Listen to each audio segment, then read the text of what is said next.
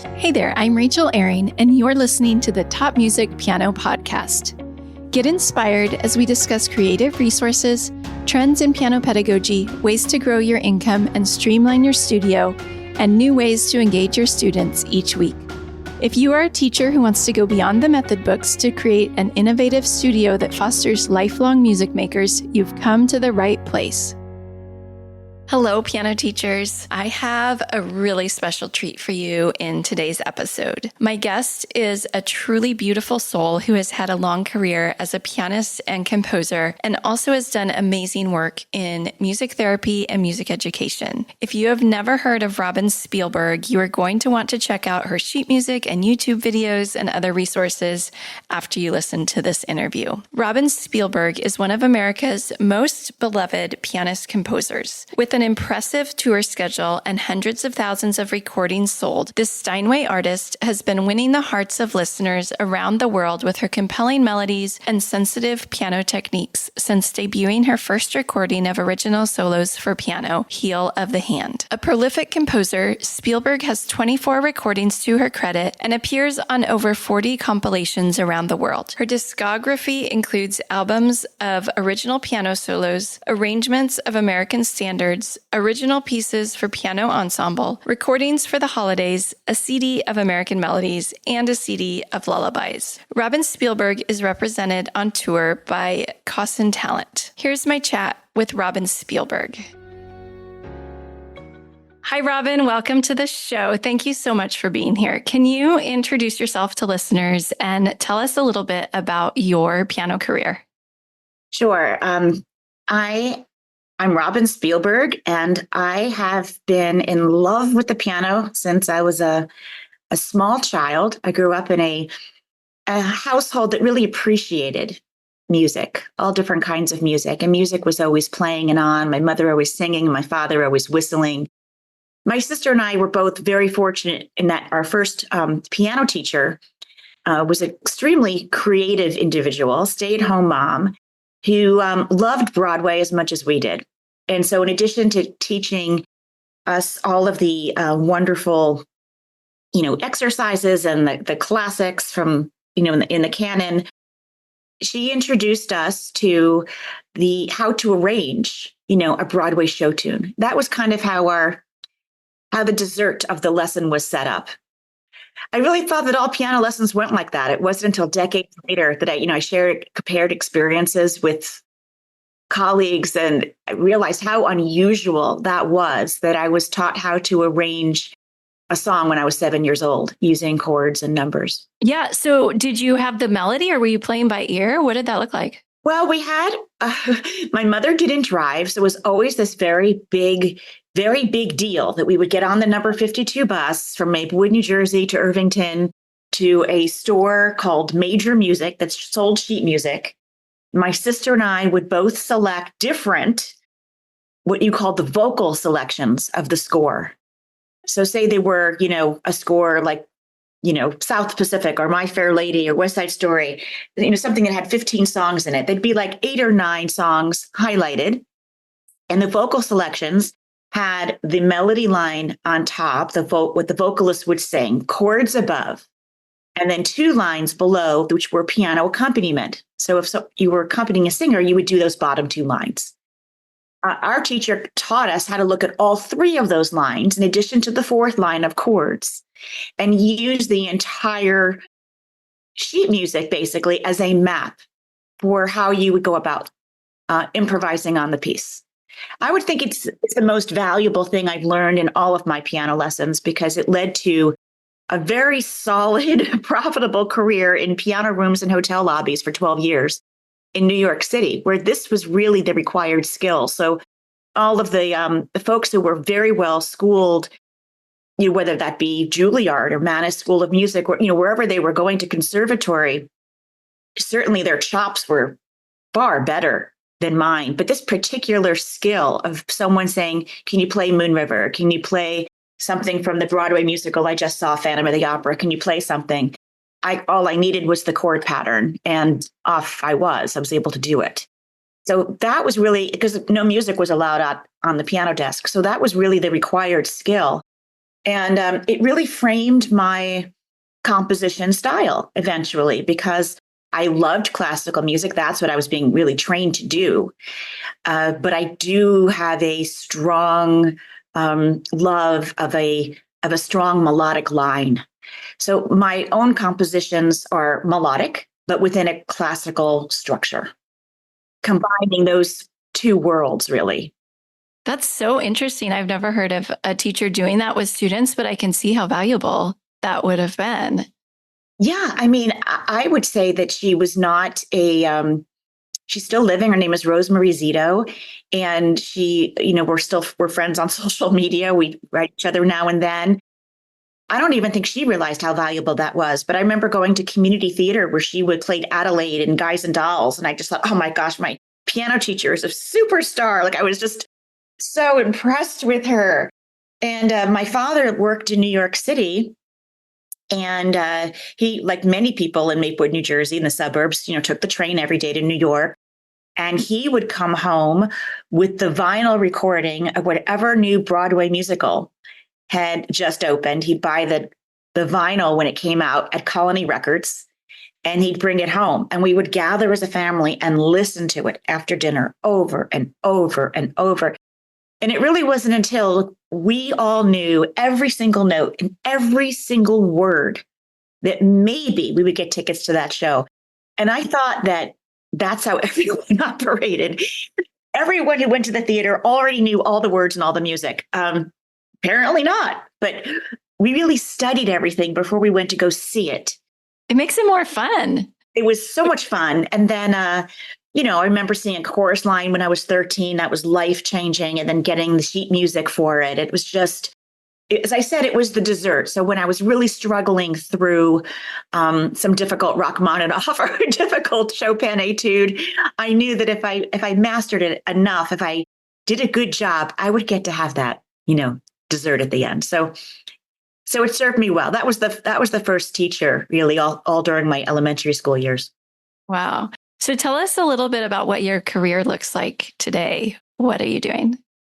Well, I do so many things because I think that at this age, at this juncture, it's impossible to make a living doing only the one thing. And I think that would also be rather dull. So I've carved out a career for myself that I think is very, very varied and balanced. I record music. So I have 24 recordings. So I'm known as a recording artist. I go on tour a few months out of the year, and I play solo piano concerts. And more recently, I performed with orchestra with my original work. So that was a thrill.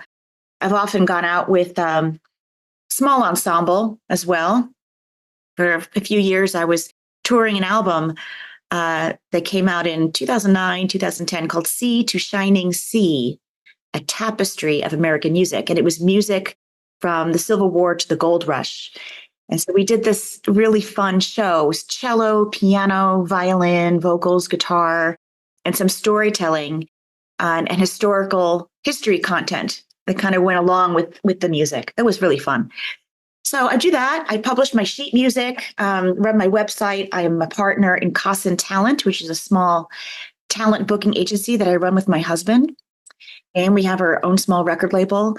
I'm an adjunct at Millersville University, where I teach international music business for the music business technology majors. I advocate for music therapy for American Music Therapy Association, and I do workshops with seniors on music and memory. I give keynotes now and then on music and mental health. I've done a number of those.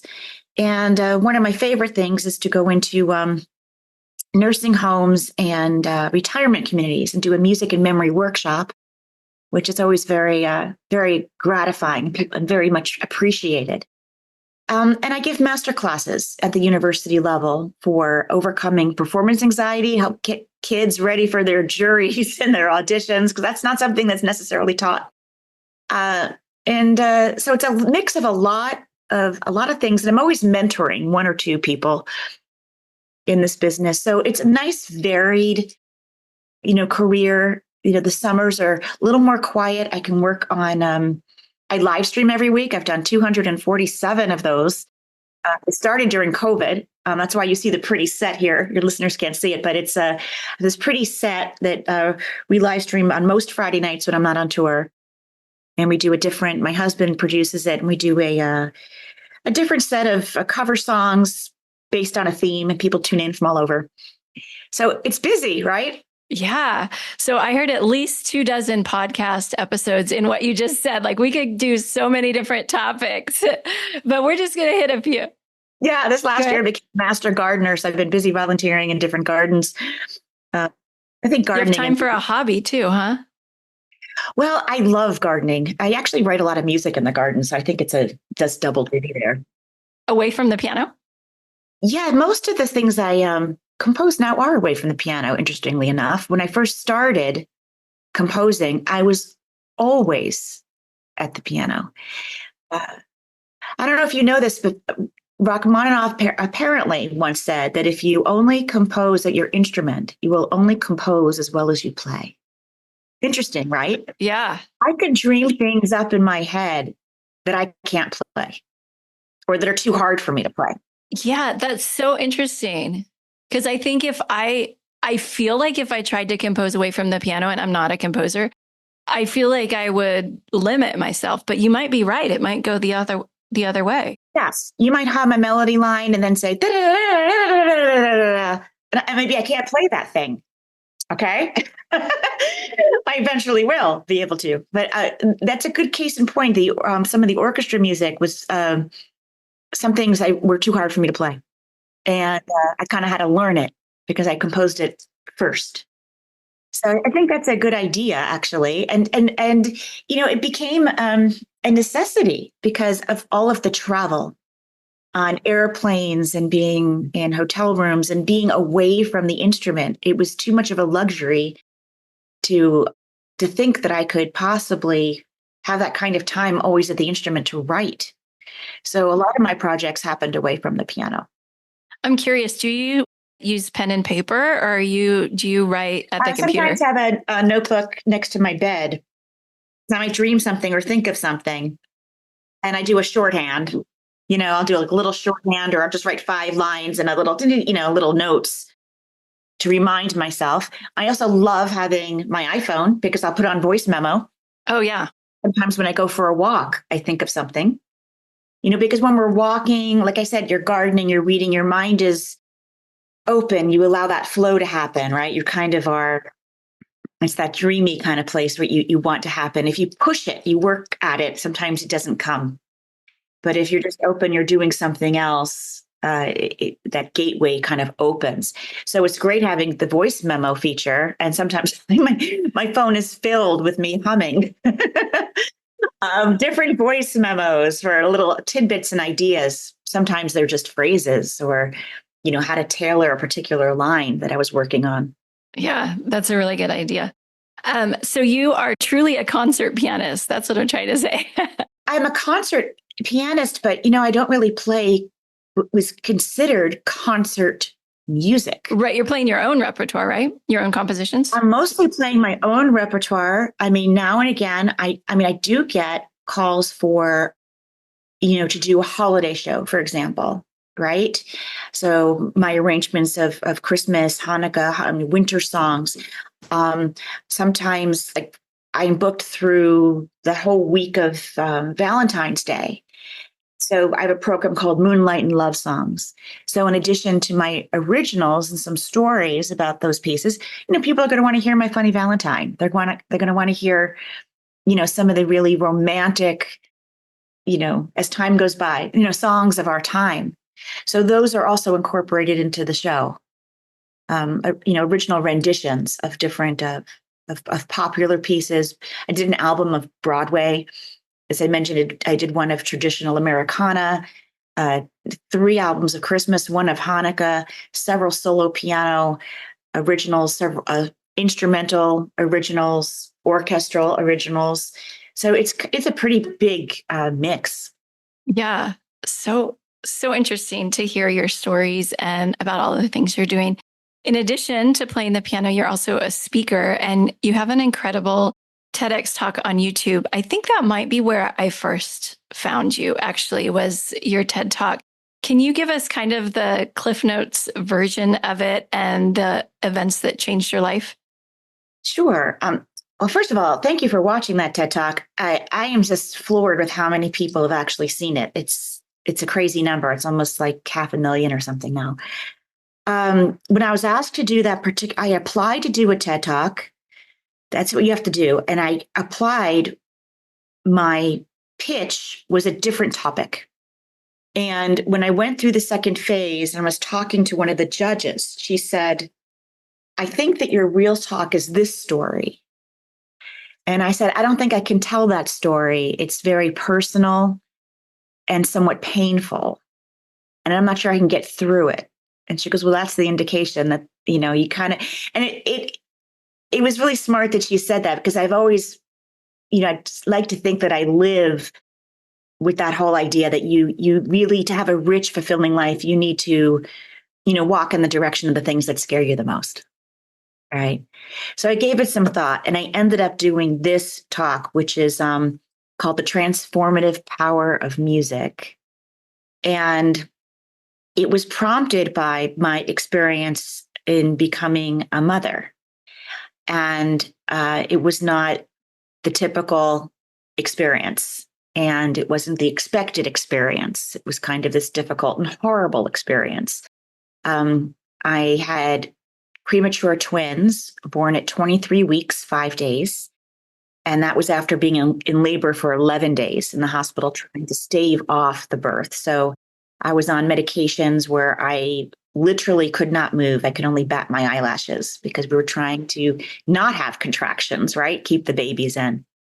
So at that early time, and this was 1998, it didn't seem that one was no longer viable. It didn't seem, and they really didn't give the other one much of a chance to live. Miraculously, she did. And Valerie is now a beautiful young lady, 25 years old, with a whole life of her own. But it was a very difficult time losing one child and then the other one clinging to life in the NICU for 4 months. And what the nurses had noticed is when my music was playing by her incubator, they all noticed that her vital signs improved, and as well as the babies within earshot.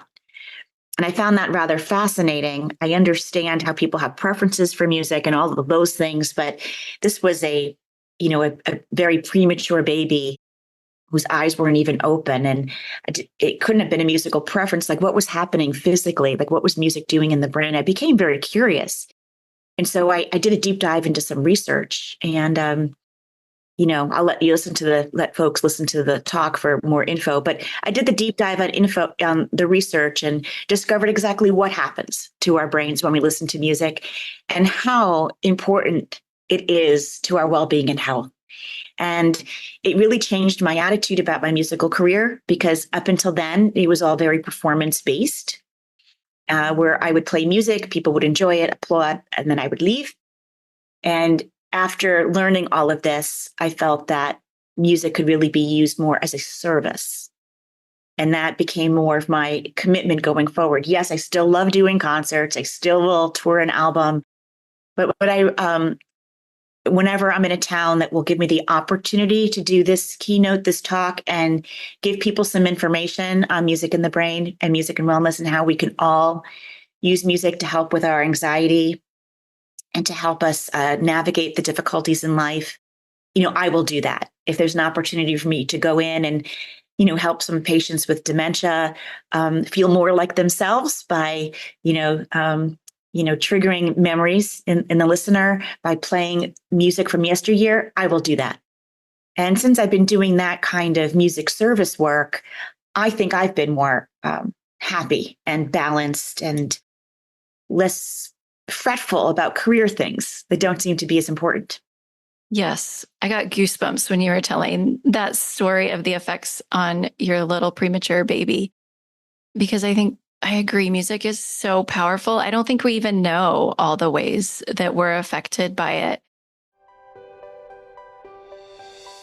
Top Music Pro enables you to be a pro in your own studio, because you don't have to reinvent the wheel and you don't have to make up all the answers yourself. You have support. I think of Top Music as the pot of gold at the end of a rainbow. This site is the whole pot of gold. And there's gold pieces in there that I didn't even know existed. I am actually teaching a full studio. They're coming online from miles away. So I am certainly thriving. So what Tim has done is build a global community of piano teachers who are interested, who are engaged. And when you become part of this community, you feel empowered. My life is different now because I'm not just in an isolated little studio. I have learnt that there are other people out there going through very similar learning curves and sharing these ideas. I've really gained a lot of skill sets where my teaching is far more creative, far more innovative. I have resources so that I can add to it things that I didn't know. My life and my business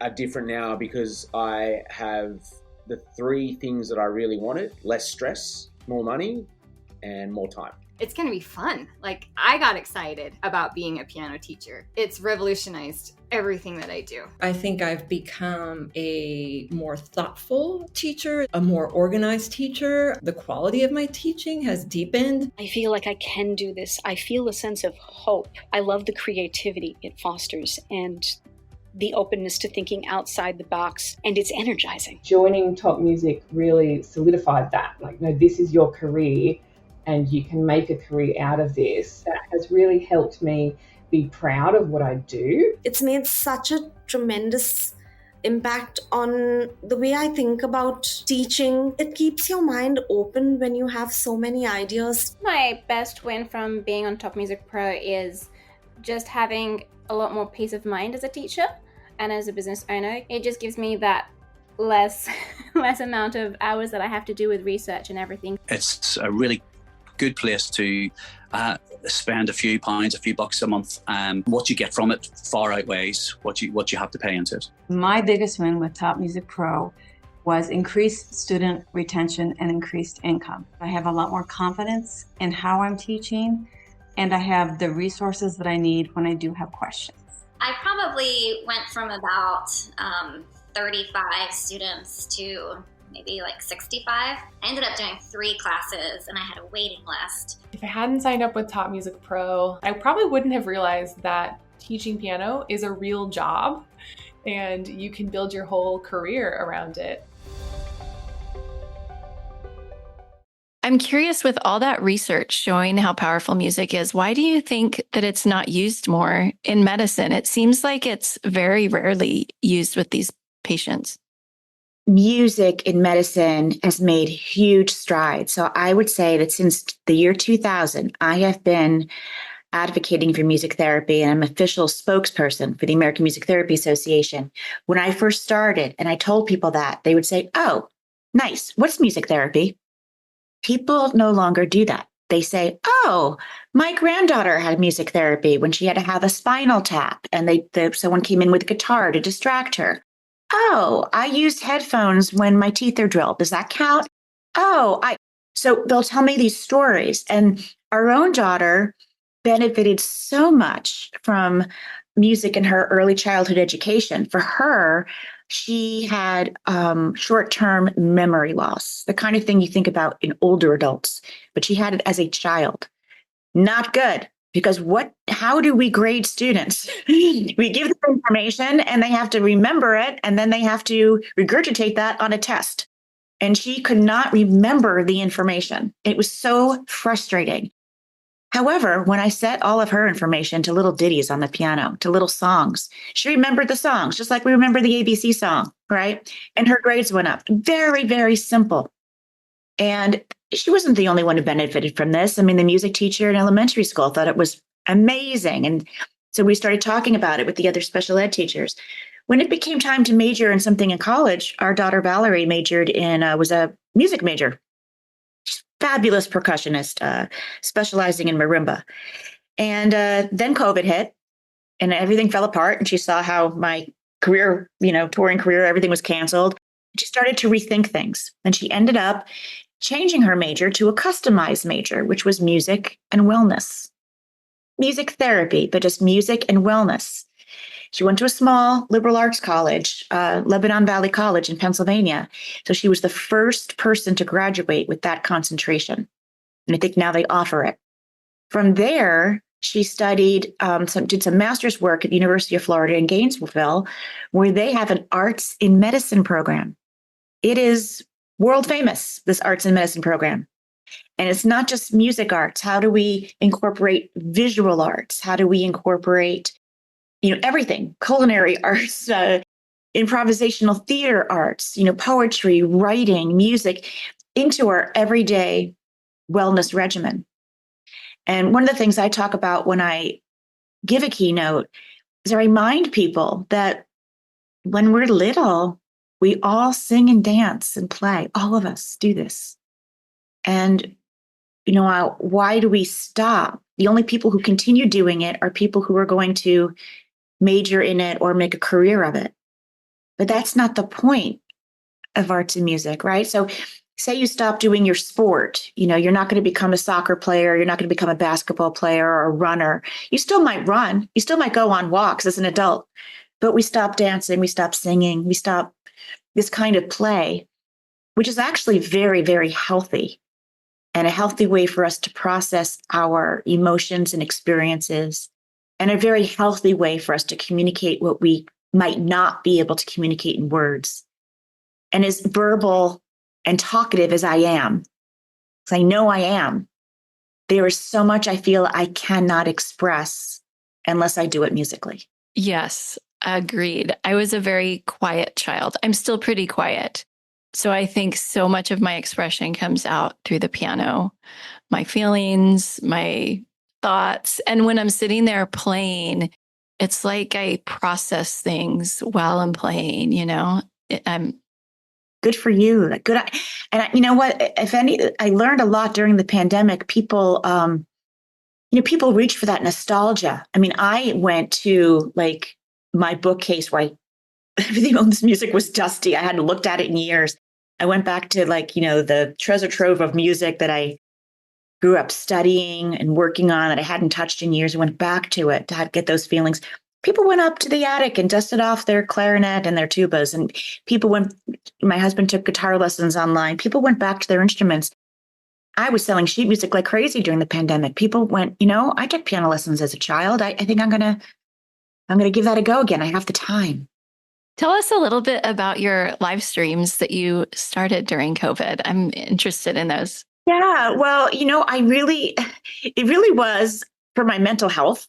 In the beginning, in a way, it still is. We just kind of picked up the phone and went, let's live stream. I miss doing something, and we put it on, and people tuned in, and they were requesting songs. I was doing it like a little piano bar, And after doing a few of those, and the audiences grew, I applied for a grant that I saw come up in our local newspaper. And the grant was to help businesses pivot during COVID to something else. And I said, I can't perform live. I want to be able to live stream, but I need to buy nicer equipment, basically get a little TV studio in here. And we were awarded the grant, which allowed us to do this 5-camera shoot. And so we eventually grew it to Facebook, Twitch TV, LinkedIn, YouTube, and Bandcamp. So we go across 5 platforms. A lot of people watch live, but a lot of people watch on replays because it's, different timing. And at first I was doing it twice a week. I was doing for the first 2 years, every Saturday would be just no talking, solo piano music to bring it all down, right? And then on Friday nights, we would just do a theme. We'd pick transportation. So that might be called Robin's Piano Bar. How did we get there? All songs that have train or in the title or lyric, or airplane or car or bus or, whatever. And we'd find all these different songs that fit the theme, right? Songs about the moon. It was a lunar eclipse. So songs about the sun and the moon, things like that. And my husband and I came into this rhythm where we would pick the theme on a Monday, start researching tunes on Tuesdays and Wednesdays. I'd arrange them on Thursday, and Friday we'd go. And I would only give myself about 8 minutes to arrange each song because I don't have more time. And I would write out a little index card that had the chords or structure or something on it. That's how I would do it. And I keep in this little book, all the set lists, right? all the things. So are you repeating, or are you still arranging new ones? No, we haven't repeated. We've done, let's say, this was telling me this, we've done, last one was last Friday, 247. Oh my goodness. That's amazing. I never repeated a set. Wow. Repeated a few songs. I might have repeated a few songs, but we haven't repeated a set. So, so yeah, you know what? And it keeps me on my toes too. I mean, it kind of keeps your piano chops because people often say, how do you stay motivated, to practice? And my number one suggestion is you don't have to feel like it. Mm-hmm. I ask students that all the time when my first day of class, when I go to Millersville, I'm like, how many of you felt like practicing today? And no one raises their hand. I'm like, that's really good news. They're like, why? Like, because you don't have to feel like it. You just have to do it. Yeah, that's true. And I get a groan. But yeah, you don't have to feel like it. You can just say, I really don't feel like it. Like, I don't feel like working out. I don't feel like getting on the bike. I don't feel like it. You still have to do it. It's called discipline. It's called habit. And you hear like the best writers, when you ask them how they do it, they get up at 6 a.m. and they write. They shut off the judge in their head and don't worry if they're writing anything good or bad. That's not useful. You just write. Just get up and just do it. It's like the Nike logo, the mantra. Just do it. Yeah, you do it.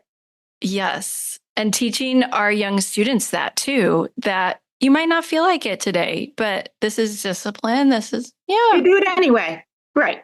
So this helps me a bit with that motivation because I know Friday's coming. And if I don't have all those songs picked by Wednesday, I'm not doing myself any favors. Yeah, for sure. So, yeah. I would love to pivot just a little and talk about performance anxiety, which you mentioned at the beginning.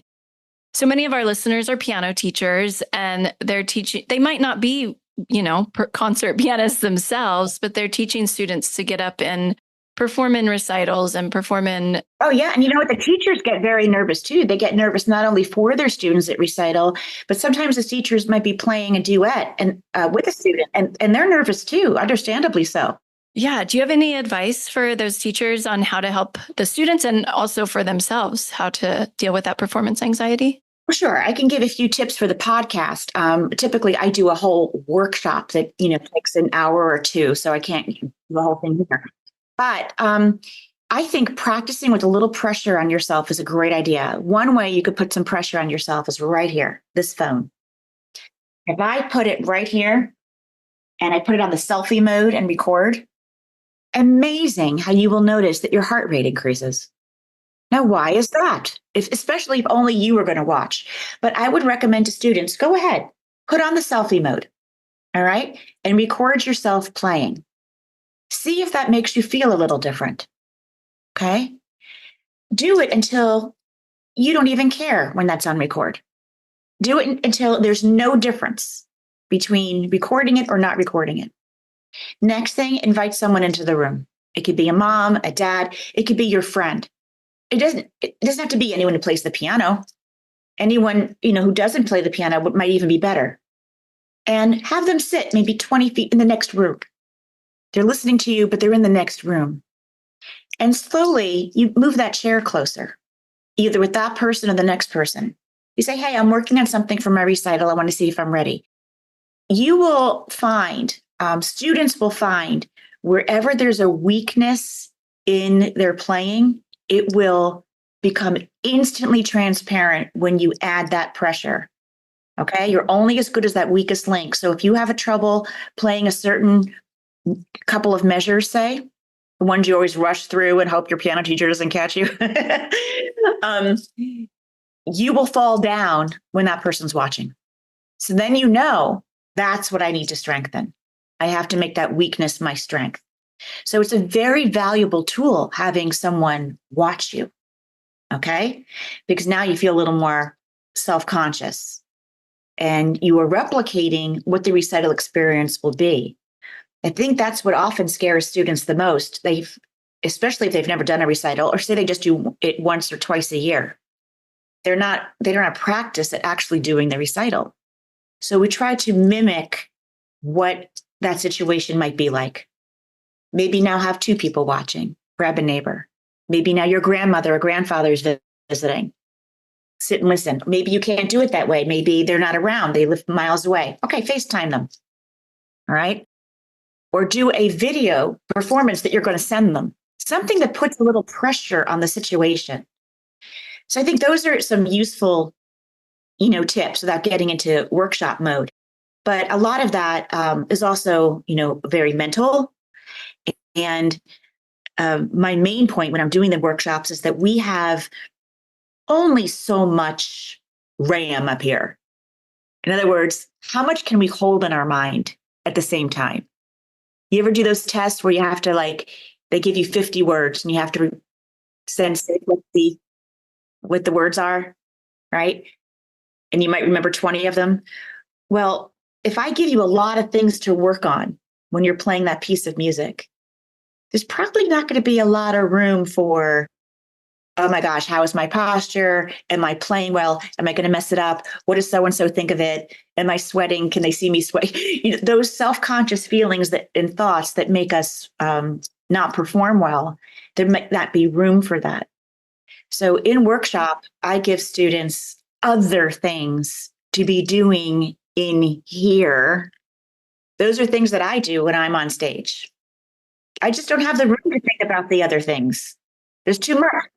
When you were talking, I thought back to my undergrad piano teacher and how she would tell me little stories to go along throughout the song, the piece, or there was always something else that I was supposed to be thinking about, not the F sharp and the, 16th notes or whatever. That's good advice. I like that a lot. And, look, we're all human. That's natural. They're not going to go away completely. And that's not necessarily a bad thing. A lot of musicians and athletes actually do a little better when there's a little bit of pressure. Yeah, I still get nervous when I perform. I can be playing in church like a hymn and I see someone in the audience and it makes me nervous. I don't like being in the wings. I don't like waiting.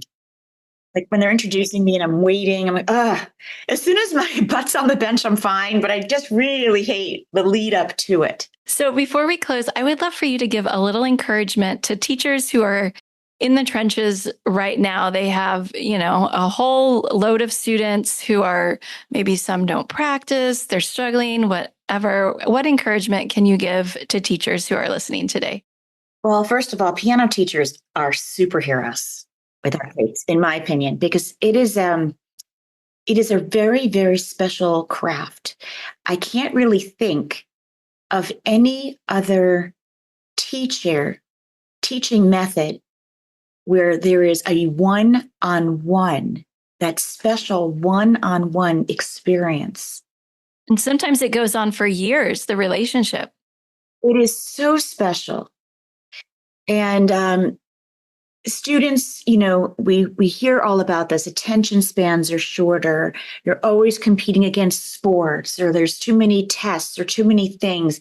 Number one question I get is, how long should my student practice? Blah, blah, blah.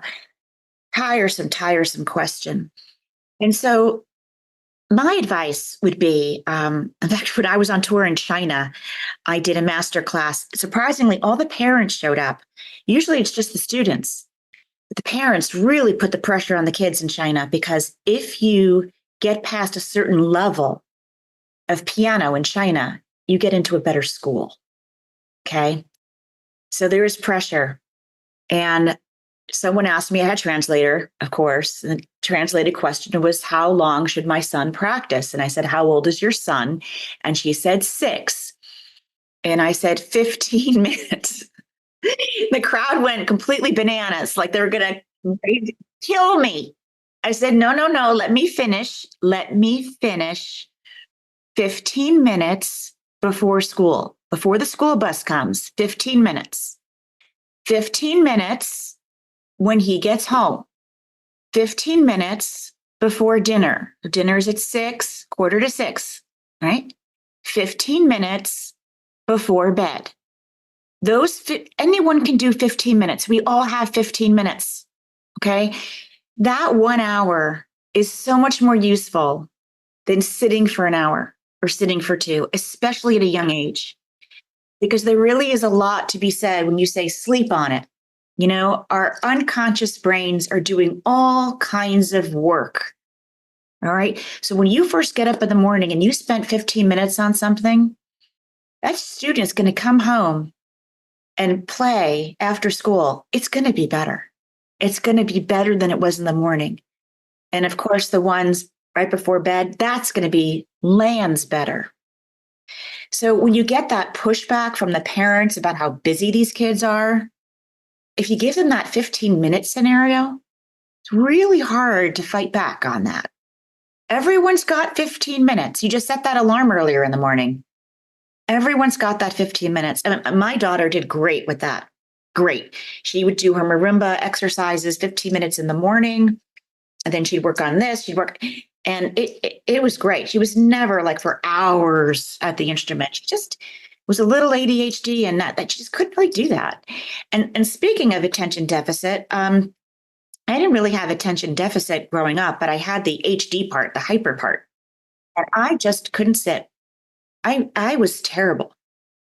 And my mother knew the piano teacher, and she didn't want me to take lessons when I was 7 because she said, I'm not going to be able to sit and I'll embarrass her. And I can too. I can sit. I can do it. Just like my sister. Well, what happened? My first piano lesson, I got up, started walking around her house. I mean, I don't remember this, but apparently it happened. And the teacher went with it. We went into the kitchen and we pulled out pots and pans and I learned how to count in 3s, what a triplet was on a pot and pan. Triple it. And then I'd walk around the house with the pot lid on my head. I mean, untraditional things. And then after a few minutes of banging on pots and pans, she said, Robin, you think you could sit down maybe for another 5-10 minutes? Yes, I think I can. So, every student is different. And sometimes we just can't go through the Alfred books, whatever. We have to find a untraditional way because there are many types of learners. And I really love doing everything by ear. If my teacher played it, I could play it back. Then my reading started to really suffer. She said, I'm not doing that anymore. That party's over. And I felt really stupid because I wasn't so good at reading. So, but every learner is different. And we want to find out how they learn, the best way of learning, Thank you. That was some really good advice for teachers. Robin, what are you looking forward to in the coming months? In the coming months, I would like to do the second half of an EP that I had released a year and a half ago called All the Best Returns. And it will then finally come out on disc as a full album. And so it involves a few more original pieces that I'm just finishing now. And I'm still hopeful. I did get a symphony premiere for this. This is my crowning glory work. I know that your listeners can't see it. This is the symphony album called By Way of the Wind. It has this beautiful box set and liner notes and all kinds of stuff. And I did get to premiere it it was recorded in Budapest, Hungary. Wonderful musicians. I did get to premiere it with a live symphony last November. And my husband and I are working hard on finding some other symphonies that might be interested in premiering this work. It's a little different for classical audiences, so it has concert films and there's stories and poems, and it's a whole thread and theme of resiliency that is threaded through the program. I think it would be very enjoyable. So we're hoping to get some attention for that, and I'm hoping that we'll get a booking or two. You need to do it out here at the Hollywood Bowl, and I'll come see you. Oh gosh, how I would love that. Wouldn't that be a dream? Robin, thank you so much for sharing with us today and taking time to be here. I know that listeners are going to want to learn more about you. Where can they find your sheet music, recordings, all of your things? Sure. Well, all the streaming services have, you can listen to anything, anywhere. You can download my sheet music. It's like $4 per song, and you get the first page free. So teachers can look at the key signature and see if this is something their student might be able to do. And there's a listen along. So you can listen to streaming and see how it goes. And those are all at robinspielberg.com. You just click on sheet music. And there's also these traditional books. I think you're going to get a kick out of this one, Rachel. You see, it's designed for Shermer's library.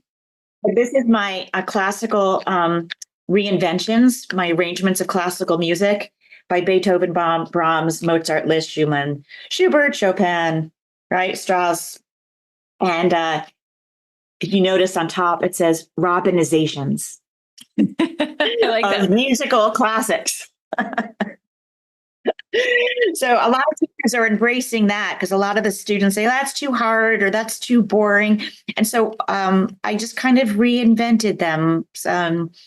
We have A Foreign Lands and People and the Pachelbel canon, a few things I left untouched, but a melody in F, Liebestraum, for cello and piano as a duet. Some really fun things. The Skater's Waltz, really fun to play. Yeah, that's really fun. Well, thank you. So it sounds like your website, robinspielberg.com, is probably the best place for listeners to go. Spielberg is I before E. So find it. All right. Well, thank you so much for being here, Robin. It's been such a pleasure to talk with you today. Well, thank you. My pleasure. I am so honored that Robin agreed to come on the show today. I could have talked with her for hours about the many aspects of her career. I hope that you enjoyed this episode. I always love it when you tell me that you are listening to the podcast. You can find me on Instagram at Rachel Ehring and let me know what you thought about today's episode or another one that you've listened to recently. That's the end of the show for this week. I'm Rachel Ehring, and you've been listening to the Top Music Piano Podcast. I'll talk with you again soon. How do you keep up to date with all the latest trends and research into music education? How do you connect with other teachers around the world and make sure your teaching stays fresh and relevant for students of all ages and stages, both now and into the future? I created our Top Music Pro membership to be the one-stop shop for music teaching resources, training, support and community, and I'd love for you to come and join us inside. With over 40 comprehensive training courses, hundreds of teaching demonstrations and lesson plans, free monthly sheet music, discounts, and all the business and pedagogy support you could ever need, Top Music Pro is the community you've been looking for.